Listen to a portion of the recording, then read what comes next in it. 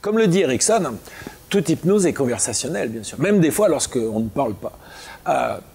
Il y a un cadre spécifique qui était propre à Erickson, c'est-à-dire de faire une séance informelle qu'il appelait de l'hypnose conversationnelle, c'est-à-dire de lancer un sujet, de raconter des histoires certes de ma grand-mère, hein. En ce qui concerne Erickson, c'était de son ami Joe, qui mettait dans un état de transe, légère, moyenne ou profonde, mais par petits moments, par temps assez réduit. L'hypnose conversationnelle, c'est vraiment une façon spécifique ericksonienne pour pouvoir atteindre la conscience de façon informelle. C'est ça qui est important de comprendre, c'est que de façon informelle, parce que justement, chaque personne qu'on va accueillir va avoir, à ce moment-là, baissé toutes ses résistances.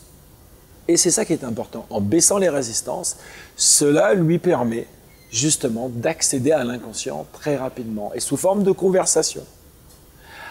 Attention, l'hypnose conversationnelle dont je parle, c'est une hypnose qui poursuit un but thérapeutique, uniquement, bien sûr.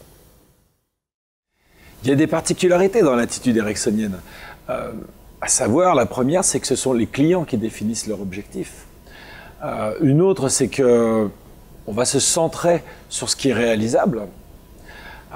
Il n'y a pas vraiment besoin de temps pour obtenir un résultat.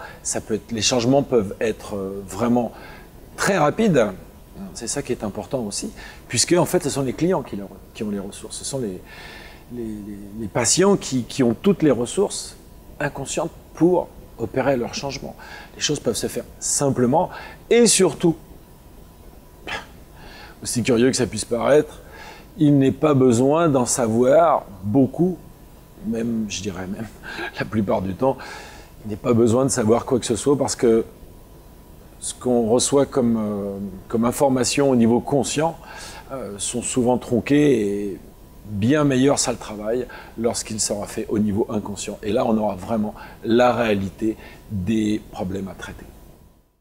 On utilise en hypnose souvent une technique pour l'induction qui est la confusion. Déjà parce que c'est un présupposé de base, la confusion est la porte d'entrée de la réorganisation de nos perceptions. C'est un peu comme si on avait une bouteille de cette boisson gazeuse jaune avec une étiquette bleue, qu'on la secoue et puis que la pulpe redescende. Elle se réorganisera peut-être de la même façon ou elle se réorganisera peut-être d'une façon différente, peu importe.